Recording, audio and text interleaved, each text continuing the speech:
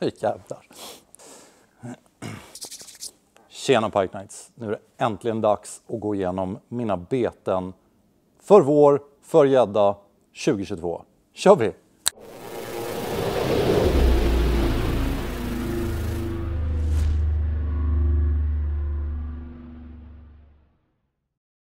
Ja, Pike Knights.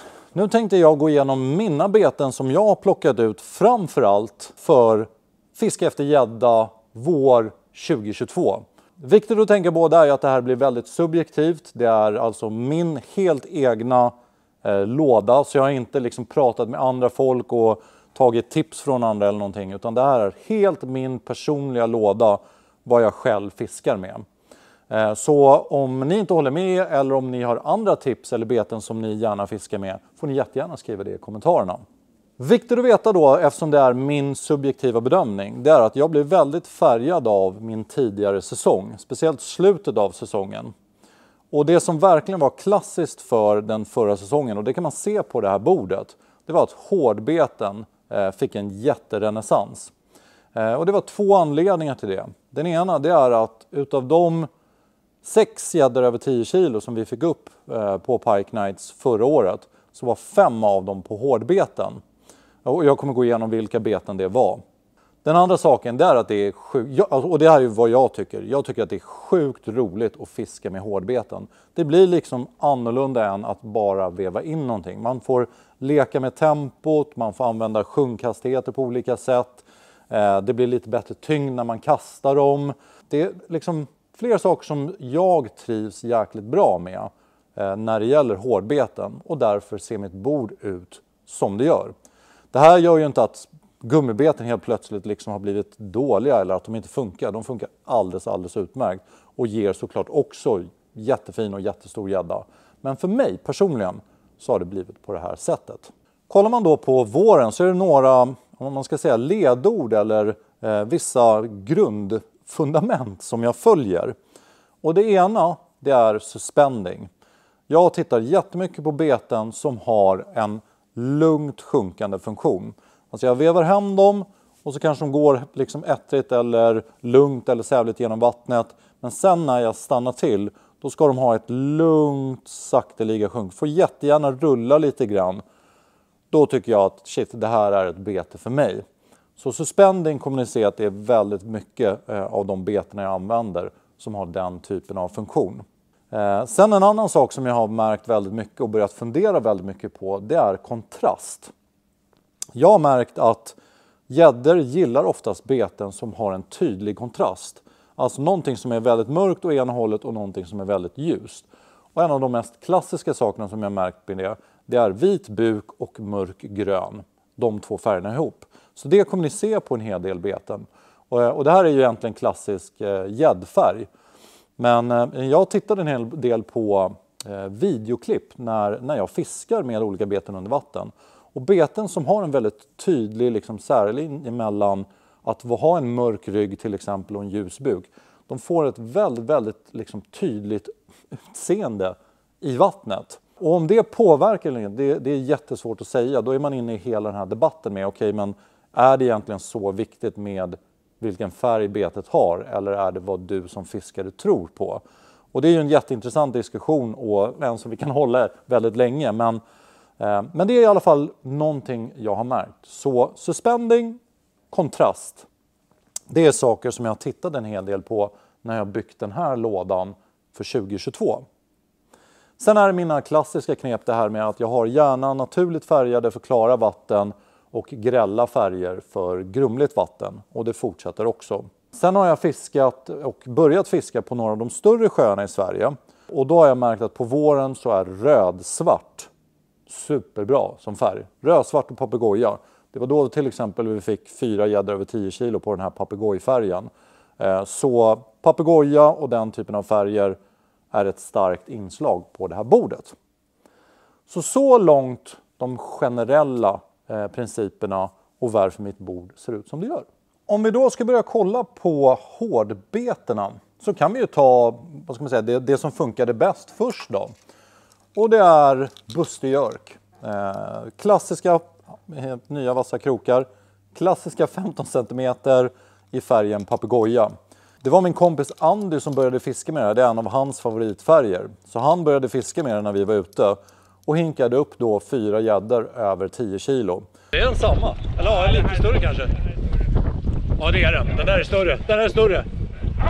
Jävlar! Vilken var det 10 nu? Det här är 10. Det är 10! Får jag en tång, Mats? Ja. Ja, det här går bra. Så. Ja, det var så lätt var det. Knäcka lite. Om det nu är så.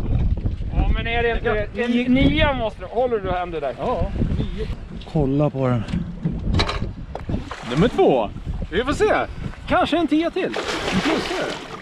Kanske, den är ju typ längre och... Nej, men det är ju helt sjukt alltså.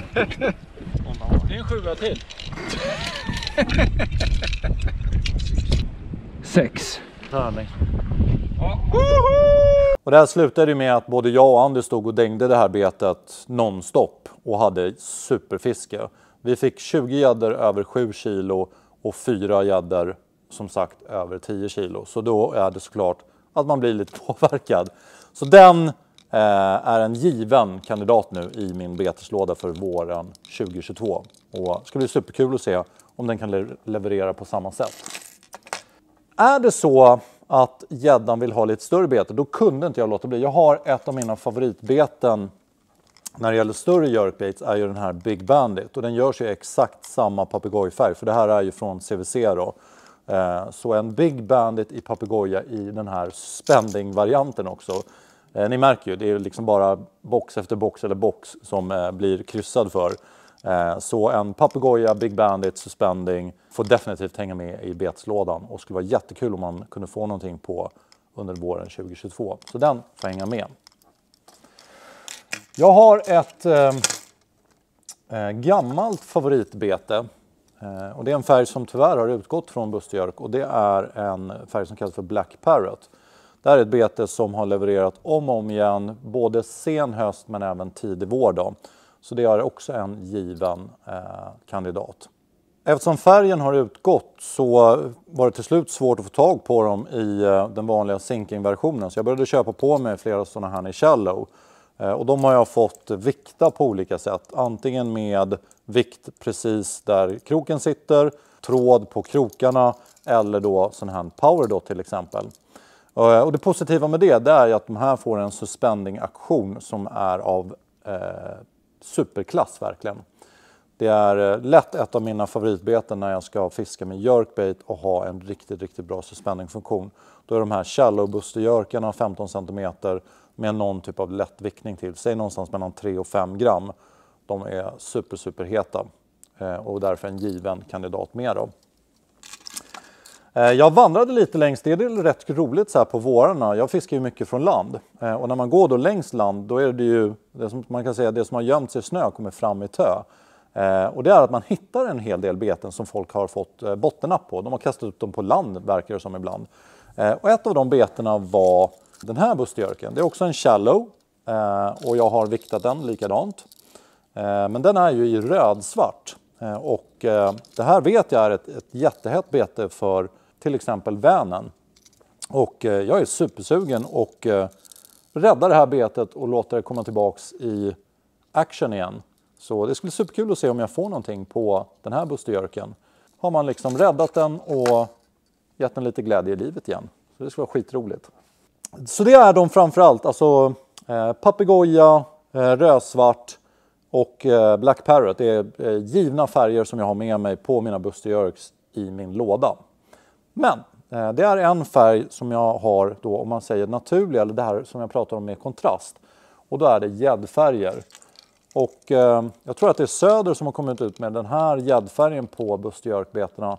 Som jag bara direkt när jag såg den. Jag tror att det var från Adam Orre att han hade visat upp då vad som var på gång. Och direkt när jag såg den bilden då var jag så här, alltså shit. Den här gäddfärgen är jag så jäkla sugen på. Den påminner lite om sättet jag målade mina. Jag har en egen jörk som heter PB-jörk som jag målar i en färg som jag kallar för förortsgäddan. Och det är en klassisk, det är inga konstigheter, det är en klassisk gäddfärg som liknar väldigt många andra beten. Men jag tyckte att den här såg ut som en proffsigare variant då av den färgen. Så Den här klippte jag och jag tror faktiskt att det är fångstgaranti på den här. Så det ska bli sjukt kul att fiska med den. Så den, Busterjörk 15 cm, sinking är det här. Och i färgen gädda. Jag får skriva vad den heter exakt. Jag tror det är så här down the hatch pike eller någonting. Ett annat bete som jag fick en fantastisk gädda på faktiskt. Det var ju det jag började prata om, alltså mitt eget bete. Jag fick en 12,2 kilos gädda under tidiga november förra året. Och vart självklart jätteglad över det. Att få min första 12 kilos gädda. Som är då ett storfiskregg på ett eget bete. Det var nästan surrealistiskt faktiskt. Det var super roligt. Nu sitter en bra gädda. Nu sitter en riktigt bra gädda. Åh helvete vilken gädda! Shit! Fan! Kolla på det där! Och därför är ju då de här PB-jörkarna en given kandidat med i lådan som jag har.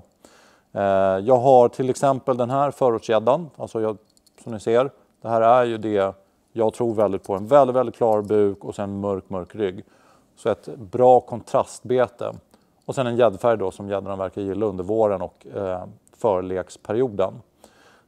Så gädda har jag med mig.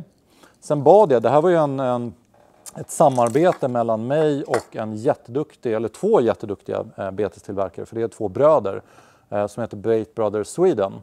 Och då bad jag dem faktiskt, för de hade några PB-jörks blanks kvar. Och då bad jag dem att göra en specialare till mig för vårfisket. Och då målade de även den här i rödsvart till mig. En riktigt så här klassisk liksom Red Tiger. Och den kommer också då få gå varm på de större sjöarna till exempel. Där rödsvart verkar vara en riktigt bra idé. Även Trosa skärgård kan det här bli ett riktigt vad ska man säga, trumfkort. Så de här ska bli jättekul att prova. PB-jörken är ett bete som är rätt svårfiskat. Det är lite som träbetet, alltså The Pig, om ni känner igen det. Det är ett klassiskt jerkbait som är rätt svårfiskat. För att det har en tendens till att om man jerkar det för snabbt så sticker det upp mot ytan och får en väldigt irrationell gång. Så det gäller att vara sävlig och lugn och liksom, vad ska man säga, vanka hem betet nästan. Då gör det sig som bäst. Och jag har ju nu har jag sånt förtroende för det med tanke på den gädda jag drog. Så nu har jag verkligen lusten också att prova det länge och mycket. För det är det väldigt mycket handlar om. Tror man på ett bete, då får det mycket tid i vattnet. Får det mycket tid i vattnet, då blir det oftast att det till slut levererar mer gädda. Andra givna favoriter för om man tittar på hårdbeten, det är ju Westin. Jag har alltid med mig någon Westin Swim i min låda faktiskt. För att det är sånt sjukt lättfiskat bete. Det funkar med haspelutrustning otroligt bra. Det här är ju ett suspending-variant som ni märker. Det är ju suspending som är ett ledord nästan den här våren.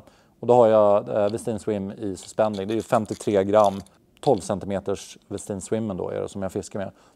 Jag såg faktiskt att Peter Törnqvist drog en 11-plussare på en 15 cm Westin Swim. I färgen papegoja faktiskt. Så det verkar som att papegoja funkar det här året också. I alla fall, jag har köpt den här färgen. Och igen, det är ju lite så här sarvgäddliknande. Med den tydliga kontrasten med en ljus buk, mörk sida. Och det här tror jag kommer vara ett superbra bete till våren 2022. Så Westin Swim, suspending 53 gram. Det får hänga med i alla lådor i stort sett. Ett bete som jag precis har börjat prova, det är ju den här Scout Swimmer. Ett bete på 12,5 cm och som väger 67 gram. Jag har inte riktigt lärt mig att få till det här betet än. Och det är någonting som jag blir sugen på. Det är nästan så att det blir som en utmaning att ett bete som jag inte riktigt känner att jag kontrollerar, det vet jag ju, det har ju inte nått sin fulla potential. Så jag ska fortsätta att fiska med det här under våren. Men hittills sett så har jag inte riktigt fått till fisket med det. Det är ett bete som jag föredrar att använda när det är lite djupare. Fastän det är en slow sinking variant. Så trivs jag bäst att fiska med det här när, säg att det är 1,5-2 meter djupt till vegetation eller botten. Då tycker jag att jag får till fisket som bäst med den här. Så jag har med den här och tänkte testa och till exempel blya ner den och jobba med när jag fiskar på lite djupare delar. Då tror jag att jag kommer plocka fram den här jerkbaiten och se om jag får till den. Är det någon som verkligen har fått till fisket med det här så får ni jättegärna skriva i kommentarerna vilket djup och vilka färger som har funkat bäst för er. Så får vi hjälp tillsammans. Det är så mycket beten så man vet inte var man ska börja någonstans. Är det så att man märker att, säg att jag fiskar från land till exempel till våren, för det tänkte jag göra en hel del nu den här våren. Och är det så att man märker att shit, det är väldigt mycket små gädda i liksom området och de verkar inte vilja hugga på de här större, eller att de här större går ner i mycket vegetation så det blir liksom tungvevat hela tiden. Då har jag den här Busterjörk 2. Ett av mina absoluta favoritbeten historiskt sett. Och det får såklart följa med i lådan det här året också. Rödsvart får hänga med. Så klara färger. En annan färg som jag har det är ju naturligt färgade beten som det här brun-guld med den tydliga vita buken. Färgade Busterjörken. Den har en av de absolut bästa gäddfärgerna också, den klassiska Pike. Och den har jag haft vansinnigt bra fiske på. Den är inte med här, den ligger kvar hemma av någon anledning. Men den kommer självklart hänga med i lådan. Så Busterjörk 2, superbra om man ska fiska från land. Är osäker på om det är väldigt mycket vegetation eller om det är väldigt grunt. För de här kryssar otroligt fint, någonstans 10-30 cm under ytan. Och är supereffektiva att fiska med. Så de ser jag fram emot som tusan att använda. Ja, det var ju om man ska säga de rena hårdbeterna som jag har med mig i beteslådan. Sen kommer man ju in i en slags så här, vad ska man säga, hybridvärld.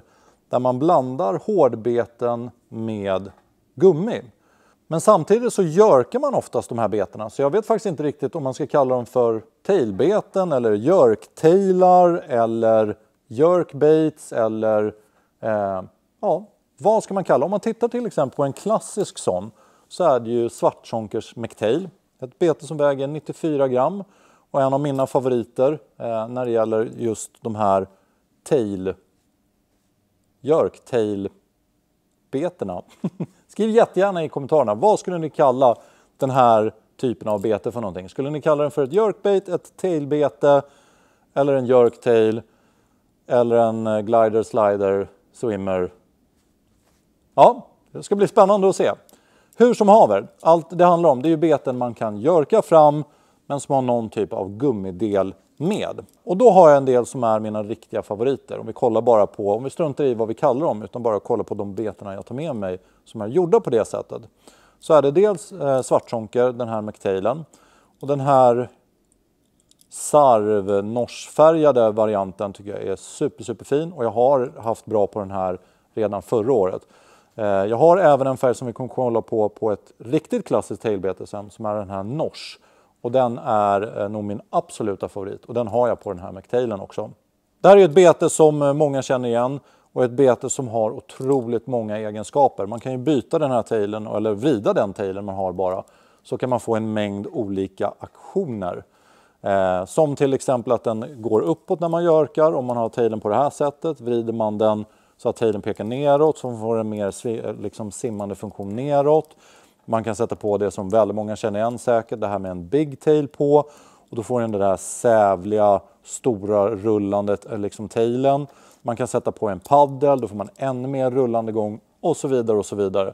Så här handlar egentligen fantasin nästan om begränsningen. I stort sett så skulle man ju till och med kunna ta bort tailen och bara fortsätta. Om det skulle vara så att man har oturen att gäddan biter av den. Då kan man faktiskt fortsätta fiska med dem. Så ett otroligt universellt bete. Och någonting som är givet i min vårkatalog. Den har ju en, en kusin som är mykemyn.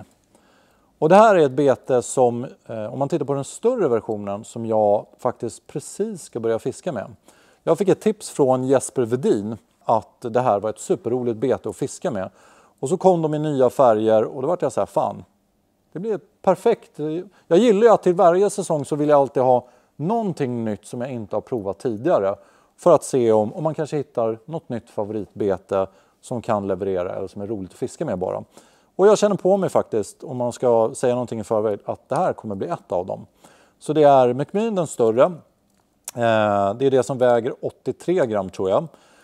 Det är alltså som att ha en Buster Jerk med suspending-funktion. Den aktionen den har är liksom både att man kan veva in den och jerka den med en tail på i suspending liksom. Så ni hör ju Buster Jerk-aktion som uppenbarligen fungerat jättebra. En tail som kan lägga till det där lilla extra som liksom retar. Och en suspending-version är det jag letade på till den här våren. Så den här klickade ju otroligt många boxar och jag tror att det kommer bli superroligt fiske med den. Jag köpte den här gröna och så bytte jag till en orange tail. För det är också någonting som jag har märkt under våren att gröna beten med orange tail, ni ska få se sen vilken min absoluta favorit bland och liksom var den idén kom ifrån. Så jag har en superfavorit och därför bytte jag till en orange tail på den. Och den här har jag i dels den här klara gröna färgen och sen någonting som syns väldigt, väldigt tydligt i vattnet då. Och det är den här fegisen.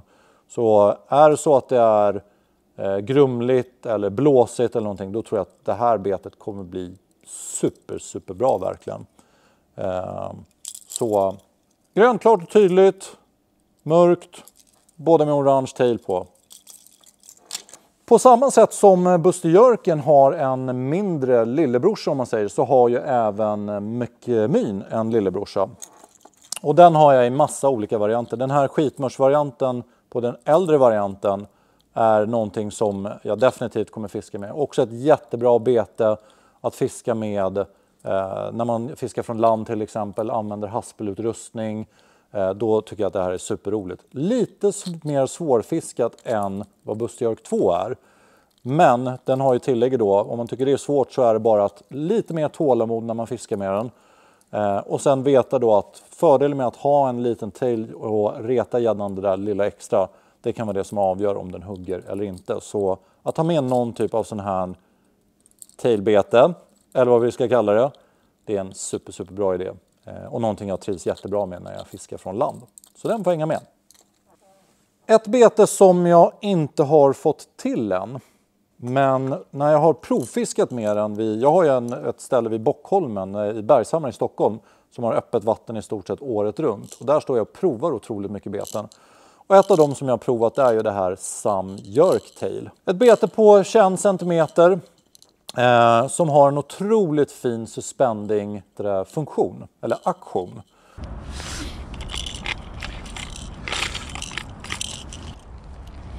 Det här är en egenmålad variant. Tyvärr var ögonen väldigt svåra att göra när de stack ut sådär, så det blev lite kom si kom samman. Men vad fan, vi testar. Som ni märker, väldigt mycket av betena när jag fiskar till våren handlar om suspending sakta sjunkande. Det är liksom jerka fram lite, vevstopp. Jerka fram lite, vevstopp.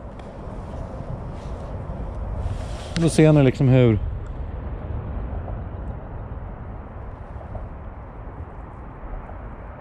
det är många gillar med de här både Sam Z-tail och Sam Jerk Tail.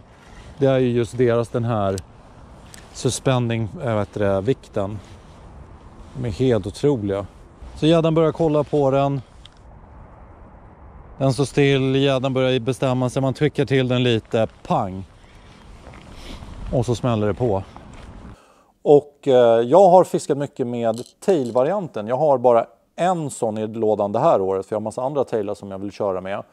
Men tidigare så har jag fiskat med den här klassiska Salt Sam Z-tail medium och haft superbra fiske. De har en gäddfärgad version där som har en vit tail och det, och den har verkligen funkat superbra. Hur som haver, nu har jag i alla fall den här Jerk tail-versionen.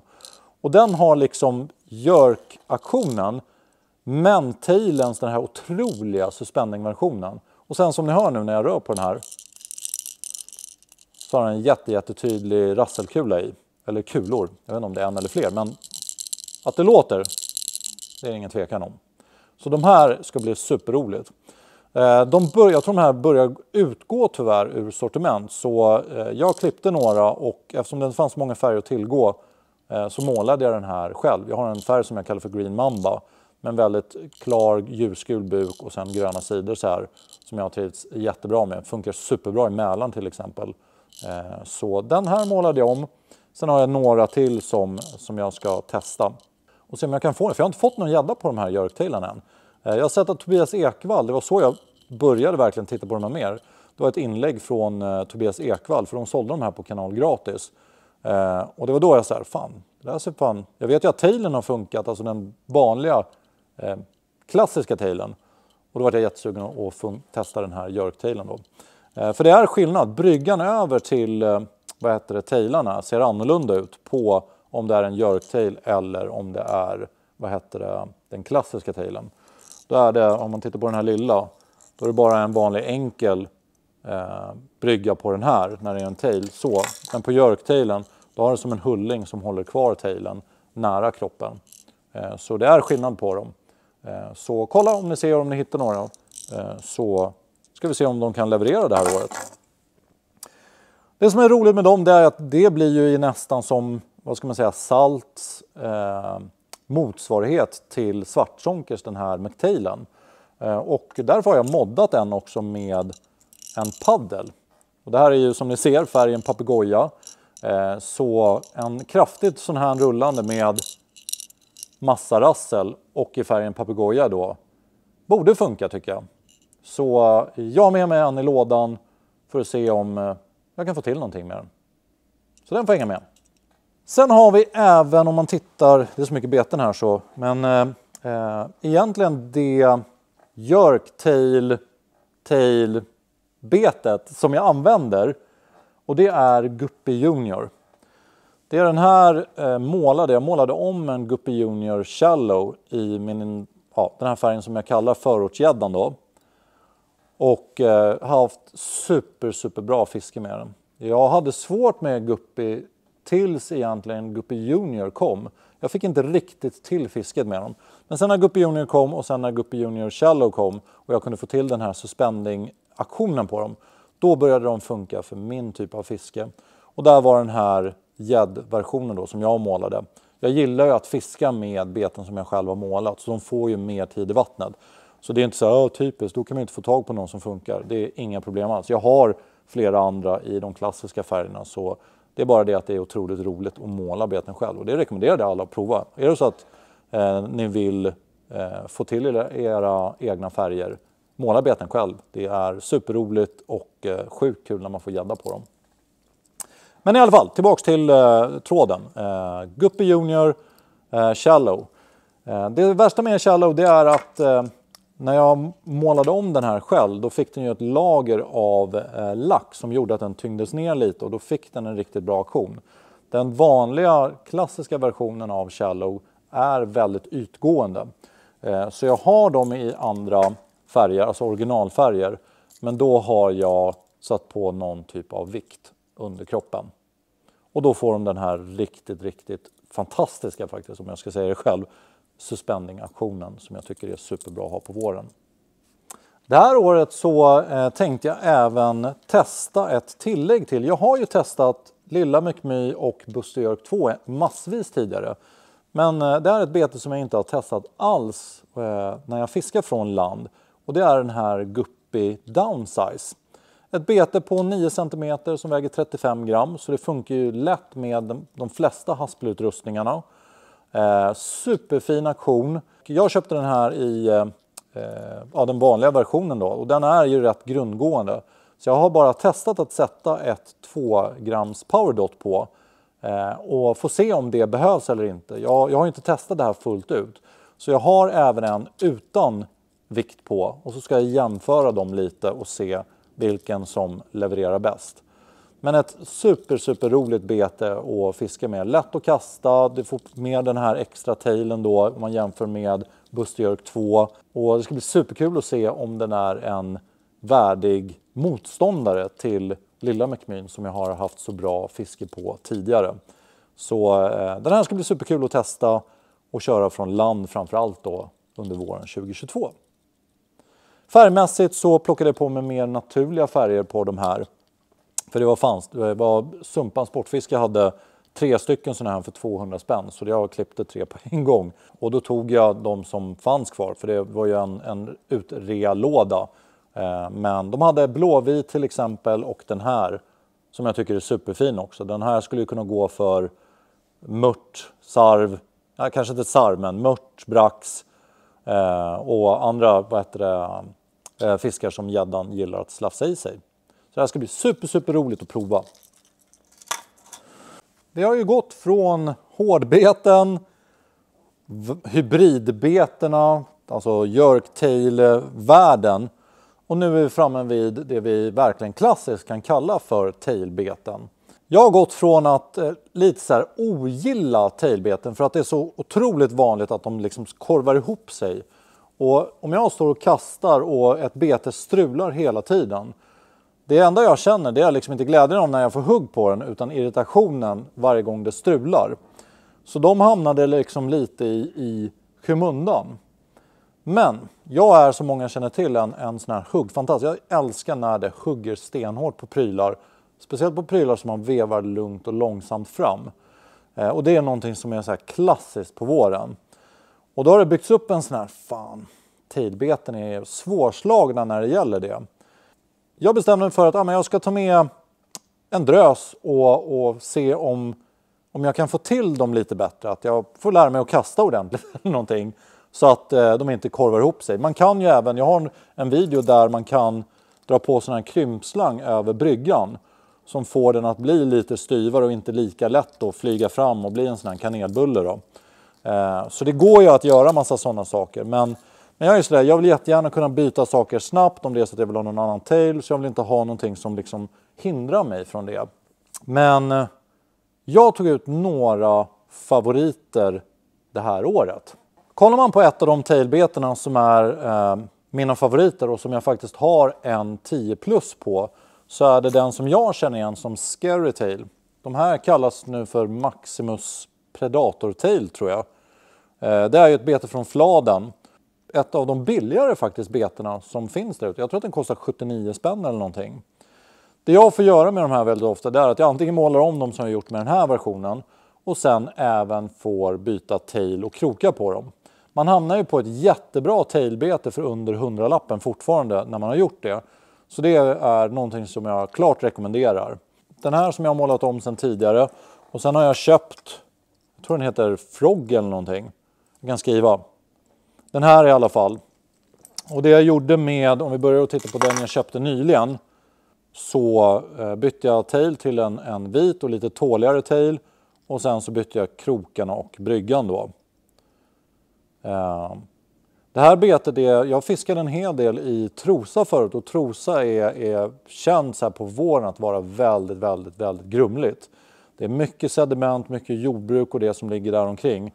Så på vårarna när isen har smält och man fiskar på den här första öppna vattnet-säsongen. Då kan det vara en sån sjuk lervälling. Och då är det ett bete som jag fick tips om som de kallar för Palestina. Så den bygger på den palestinska flaggan. Och då har vi ju rött, svart, grönt och vitt. Och då när jag såg den här så bara, vad fan, den är ju lite som en Palestina-bete. Och pang, 79 spänn, det är inte mycket att tjata om.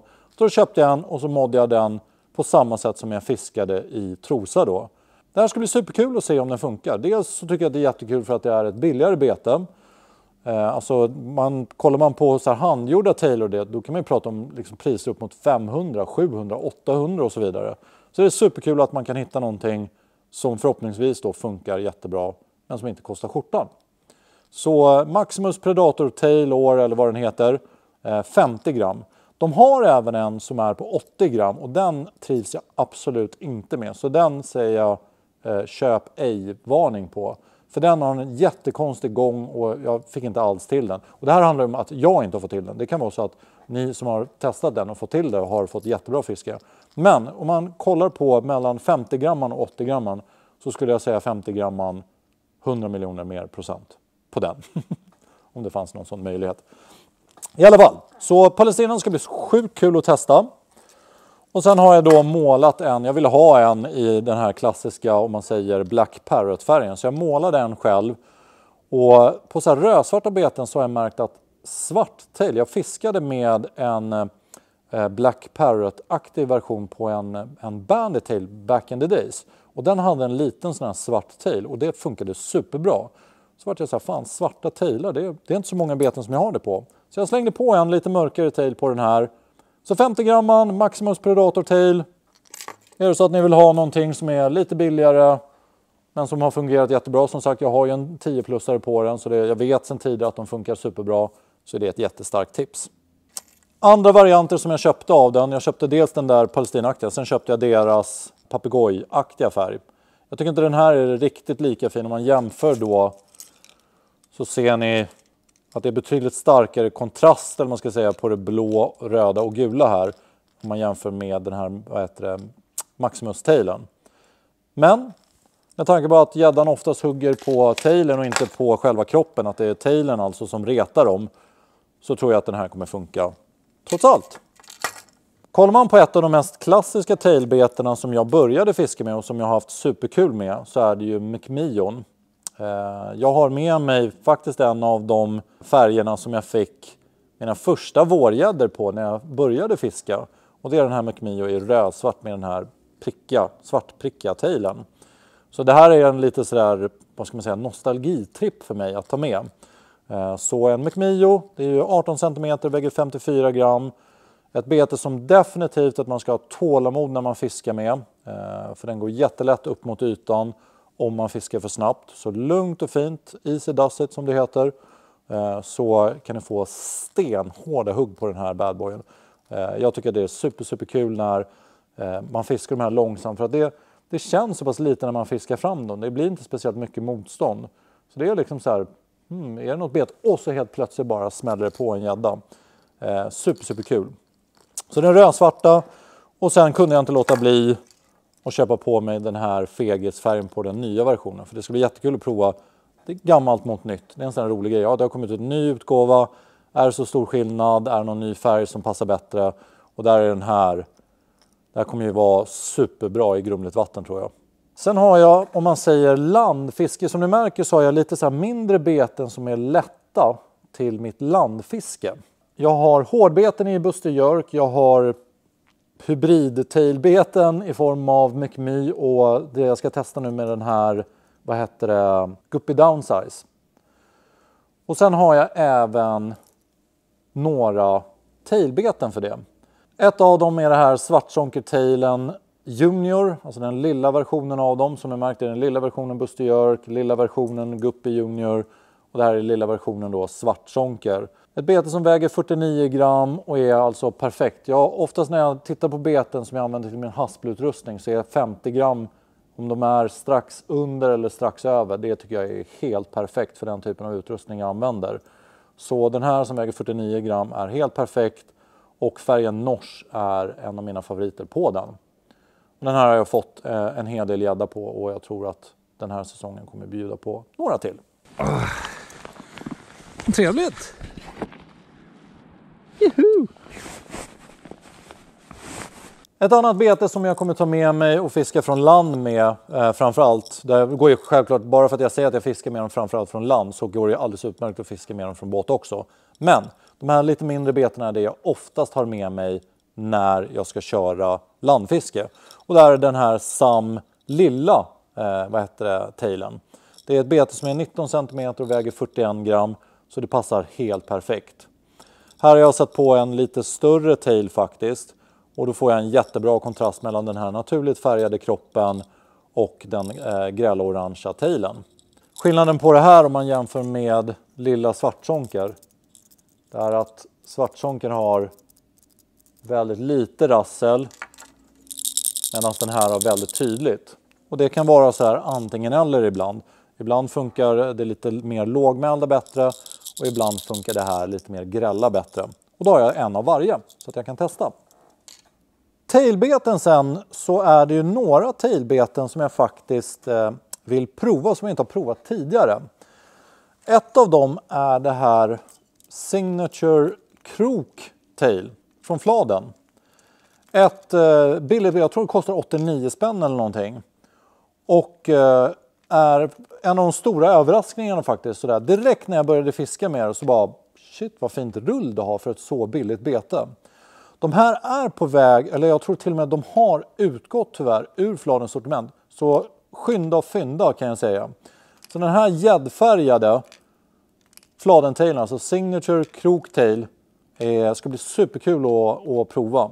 Som de andra fladenbetarna så har jag bytt ut till en annan tail.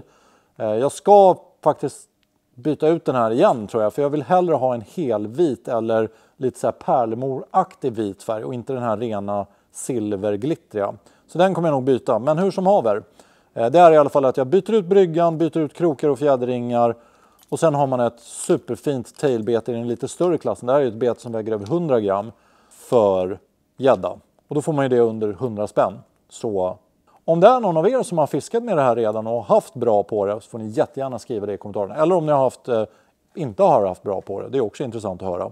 Men skriv jättegärna i kommentarerna om ni har fiskat med det här och berätta vad ni tycker. Jag letade runt lite efter rödsvarta tailbeten som var lite större. Jag har en av mina tidigare favoriter är ju den här Wolf-tailen från CVC. Och då snubblade jag över, jag var ute och provfiskade grejer med min vän Anton. Och då snubblade jag över den här Kinetic Humpy Dumpy tror jag den heter. Jättekonstigt namn men i alla fall. Det är ju inte namnet som avgör om det nappar eller inte. Men de hade den här i en rödsvart, väldigt, väldigt klassisk den här rödsvarta versionen. Och det här är i stort sett som en budgetvariant av Wolf-tailen. Den ser väldigt snarlik ut faktiskt, nästan sådär på gränsen. Är superbillig också, kostar 89 eller 79 eller någonting sån här. Superbillig så jag klippte en rödsvart och ändrade bara tailen till den här rödingfärgen som jag fick från en Essox Gear. Ett gummibete då, från Essox Gear, som jag klippte till bara och så gjorde jag en tail. Så då fick jag en rödsvart ny tail som jag ska prova våren 2022. Så Kinetic Humpy Dumpy, jag tror det väger, vi ska se min hemliga lista här. Väger 75 gram, så det är sådär, ja men perfekt. Är det så att man inte har utrustning som kastar över 100 gram som de här större tailarna ibland kan kräva, så ligger det här i en väldigt bra mellanklass. Ja, Pike Knights. Nu har vi kollat på hårdbeten, hybridbeten, tailbeten och är framme vid en variant av beten som jag inte brukar fiska så mycket med, men som ska bli jäkligt kul att fiska med nu den här våren också. Det här är ju beten som är delade i kroppen och som får en väldigt naturlig simmande gång med hjälp av det. Det jag oftast känner igen den här typen av beten är ju som ett swimbait. Och den är helt enkelt delad i kroppen och har en plasttail eller silikontail i slutet. Det här är ett bete från Shimano som heter Bantam's Raptor. Jag har redan fiskat med den här och testat det här ordentligt i en video sedan tidigare. Så jag lämnar en länk till den videon i beskrivningen till den här videon. Så kan ni kolla på det, för det var ett superroligt fiske som jag hade på grunt vatten. Sen dess har jag inte fiskat riktigt på den typen av grunda platser. Så därför har den här hamnat lite liksom längst bak i bussen. Men nu till den här våren så kommer jag fiska på väldigt grunda platser igen. Och då får den här definitivt hänga med. Det ska bli superkul för den här har, dels så är den väldigt, väldigt fin igång. Den har en jättefin gång. Och sen har den en helt sjuk suspendingfunktion verkligen. Man kan ju sätta in en sån här tungstenstav i botten på kroppen. Det finns som en silikonficka här under. Och så trycker man in en vikt och då får den en perfekt suspendingaktion. Så den är den enda, om man säger kroppsdelade betet som jag har i min låda till den här våren. Men jag hoppas att det räcker. All right, då är vi framme vid sista kategorin och det är ju gummibetena jag tar med mig till det här vårfisket 2022. Jag använder gummibeten när jag inte kan använda övriga beten. Och det är framförallt om jag fiskar lite djupare som till exempel friliggande grynnor, djupkanter och den typen av saker. Då gillar jag att ta fram gummibeten. För då funkar jag får inte till fisket. Man kan ju blya ner till exempel på klassiska tailbeten. Men jag har inte riktigt liksom fått till förtroendet för det. Och det gör att jag står och känner att nej, det känns inte riktigt likadant. Jag känner inte att jag har kontroll på det. Och då får jag inte förtroende för det. Och är det någon typ av bete som jag inte har förtroende för, då känner jag att jag fiskar dåligt med det. Gummibeten har jag fullt förtroende för det är bara att sätta på en jiggskalle eller en tyngd som jag känner fungerar. Och sen känner jag väldigt tydligt i vattnet när jag fiskar med dem att man har rätt typ av aktion. Och därför gillar jag att använda gummibeten till den typen av fiske. Och de betorna jag använder framförallt det är de här Westin Bulltees. Jag tycker Westin är sjukt duktiga på att få fram riktigt fina färger på sina beten. Och även kvaliteten på gummit är superbra till ett bra pris. Så de täcker väldigt, väldigt många boxar för mig. Det är bra pris, bra gummi, bra färger och jättebra rull i vattnet. Jag är smått allergisk mot beten som rullar runt sin egen axel så här om man börjar fiska lite för snabbt med dem. Så att gummibeten ska vara balanserad, det är otroligt viktigt för mig. Och några exempel på bra balanserade beten det är till exempel Pig Shad och de här Bulltees då. Och att jag har valt Bulltees framförallt där att jag tycker att färgsättningarna på Bulltees är superfina verkligen. De här görs ju i sin juniorvariant som är väl på 18 cm och sen de här större då som är på 24 cm. De väger väl någonstans från runt 50 gram för juniorvarianten och runt 100 gram för de här större. Så helt perfekta och det här har ni ju gäddfärg och sen den här Bulltees-aktiga abborrfärgen som jag tycker är svinbra. De två kör jag när det gäller gummi. Och det här kan väl personifiera när jag använder större gummi. Jag brukar inte gå upp så mycket större i storlek än så här. Men det är min typ av fiske. Och jag vet att många har jättebra fiske med än större gummibeten eller andra varianter. Men de här trivs jag jättebra att fiska med. Ett bete som jag precis har börjat fiska med det är den här Banff Shad. Ett bete på 20 cm som väger 60 gram. Den görs faktiskt i olika varianter. Och det här är lite motsägande för att det här är ju ett gummibete med väldigt hög profil. Och gummibeten med väldigt hög profil har väldigt ofta en tendens att lägga sig över om man inte viktar dem perfekt. Så jag är lite allergisk mot den här typen av beten. Men den här färgen, när jag såg den så bara, alltså den är så jäkla bra. Jag har provfiskat med den här och jag fick gädda på en gång. Så det jag jobbar med den här det är att jag jobbar med olika sätt att vikta den. Så på den här har jag satt in en sån här screw dot framme precis under hakan. För att försöka jämna ut gången och få den att verkligen rulla så bra som möjligt. Och sen ett lite mer viktat, alltså ett stingertackel som har så här trippellekande. Så att jag helt enkelt får lite mer vikt under kroppen och på det sättet balanserar upp den. Så att om jag fiskar lite snabbare med den så vill jag inte att den ska börja lägga sig och gå konstigt. Så den här kommer jag fiska mer med och se om jag får till ett riktigt bra tackel på den som balanserar den perfekt. Får jag till det då kommer jag självklart göra en video och berätta hur jag gjorde. Har du fiskat med den och verkligen fått till det får du jättegärna skriva i kommentarerna hur du gjorde. För det skulle jag uppskatta som fan. Men den här, och det är ju, man fiskar ju väldigt ofta runt brax och såna här grejer. Och då, jag menar det finns inte mycket bättre beten än så här skulle jag säga. Det är, färgen är perfekt, höjden och så vidare, superbra. Och det som är bra med den här det är att det även går att, om man vill, att köra offset-krok på den. Om man skulle vara på det humöret. Jag tycker inte det är jättekul att fiska med offset-krok, men om man är på det humöret så finns möjligheten. Så Banff Shad. Sista betet då. Det känns nästan lite vemodigt. Man vill bara fortsätta för jag tycker det här är så jäkla roligt. Det är i alla fall ett gummibete som jag ska prova. Jag gillar att ta med någonting som är nytt, som jag inte har provat tidigare. Och ett av de betena är den här Scout Shaden från Söders på 20 cm 60 gram. När jag kollade på färgerna så var det så här, shit, det är jättefina färger och jag plockade ut ett naturligt färgat. Den här strömming, löjvaktiga varianten som jag tror kommer bli superbra. Och sen en klarfärgad, alltså tomaten eller man ska säga, en röd-svart. Så de här två tog jag ut.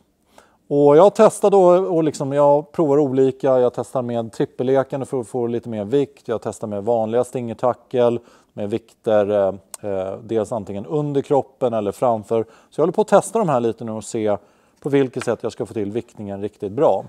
De här kan man säga är som en sammanslagning mellan Bulltees, Pig Shad Junior och sig själv. Så den har hämtat saker från många. Till exempel den här lite trubbigare nosen tycker jag är jättebra för att det underlättar när man skruvar in jiggskallar. Den har lite bredare profil så den håller balansen jättebra. Fastän, och det är det som kan vara väldigt svårt, fastän den har en väldigt stor paddel för att vara ett sånt här litet bete.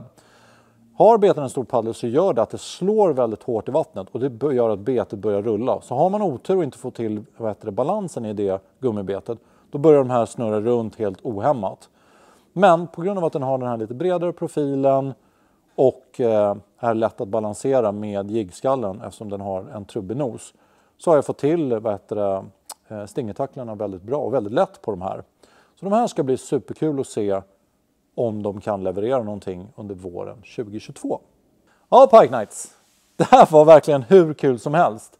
Jag är så jäkla taggad nu och ger mig ut och prova alla de här betarna jag har pratat om. Och allt ifrån beten jag har testat tidigare till nya beten ska bli superroligt. Jag hoppas att ni har haft lika kul som jag. Är det så får ni jättegärna gilla videon. Får hemskt gärna prenumerera på vår kanal. Vi lägger ut nya avsnitt varje måndag klockan 16. Och till det så har vi även övriga avsnitt som vi lägger in lite som gubben i lådan avsnitt kan man säga. Som dyker upp lite då och då. Har ni några tips på egna beten som ni gillar att använda för gädda under vårfisket så får ni jättegärna skriva det i kommentarerna också. Det här ska ju vara en hjälp till folk som man vill ha lite tips, kanske inte har lika mycket tid som du och jag har och då uppskattar man säkert jättemycket när man får tips från oss som fiskar en hel del och har den möjligheten. Som alltid, ta hand om er, ta hand om fisken, ses vi. Tja!